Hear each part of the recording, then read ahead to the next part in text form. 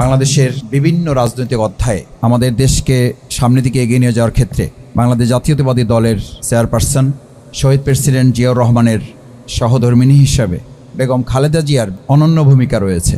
এখনও আমরা অনেককে বলতে শুনি শহীদ প্রেসিডেন্ট জিয়াউর রহমানের বিএনপি আমি করতে চাই।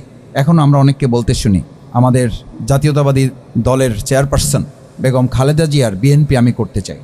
আমি এটা এই জন্য বলছি, দল হিসাবে আমাদের মত পার্থক্য আছে। আমি ছাত্র জীবনে ইসলামী ছাত্র শিবিরের যখন কেন্দ্রীয় সভাপতি, তখন তিনি প্রধানমন্ত্রী।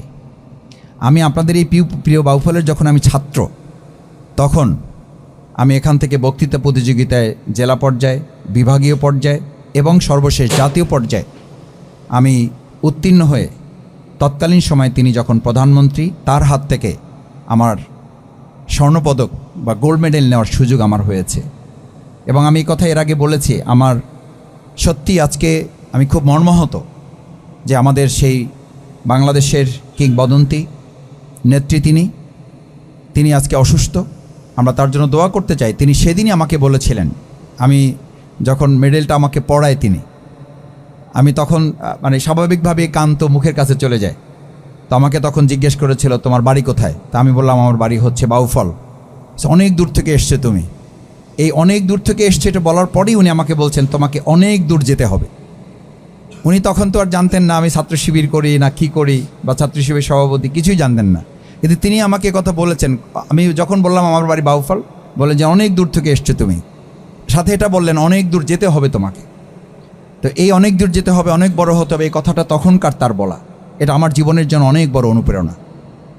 আমি যখন সর্বদলীয় ছাত্র ঐক্যের বিভিন্ন প্রোগ্রামে বক্তব্য রাখতাম, সেখানে উনি কোনোটাতে যখন উপস্থিত থাকতেন বা বিভিন্ন আন্দোলন সংগ্রামের প্রোগ্রামে, আমি এটা আমার অহংকারের জন্য বলছি না, ওনার বদান্যতা, ওনার উদারতার কথার জন্য বলছি।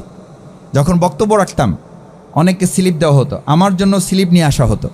আমার জন্য যখন কেউ স্লিপ নিয়ে আসতো, উনি বলতেন মাসুদকে স্লিপ দেওয়ার দরকার নেই, ও যতটুকু সময় লাগবে কথা বলুক, ওকে কথা বলতে দাও, ও কথা বলুক, ও এমনি সে থেমে যাবে। ও থেমে গেলে কখনো কখনো উনি বলতেন, ওনার সিনিয়র নেতৃবৃন্দ যারা থাকতেন, যে ও কথা শেষ করলে লোকরা চলে যাবে, তো ওকে কথা বলতে দাও। এই যে তার মানে উদারতা, এই যে তার এক বৃহৎ মন। এবং আমি তখন তো ভিন্ন রাজনৈতিক দলের, আমি ছাত্র শিবিরের তখন কেন্দ্রীয় সভাপতি। এই যে এক বিরাট মানসিকতা নিয়ে তিনি দেশকে সামনের দিকে এগিয়ে নিয়েছেন, আমি মনে করি এটা প্রত্যেক রাজনৈতিক দলের জন্য একটা মেসেজ। আজকের বর্তমান বিএনপিতে যারা আছেন, এখন তিনি তো আছেন, আমরা তার মুক্তির জন্য আজকে দোয়া করতে চাই, যেন আল্লাহ তাআলা নেক হায়াত দিয়ে এই বাংলাদেশকে, বাংলাদেশ জাতীয়তাবাদী দলের যিনি চেয়ারপারসন, তাকে দিয়ে আল্লাহ তাআলা যেন আরও সামনের দিকে বাংলাদেশকে এগিয়ে নেওয়ার তৌফিক দান করেন।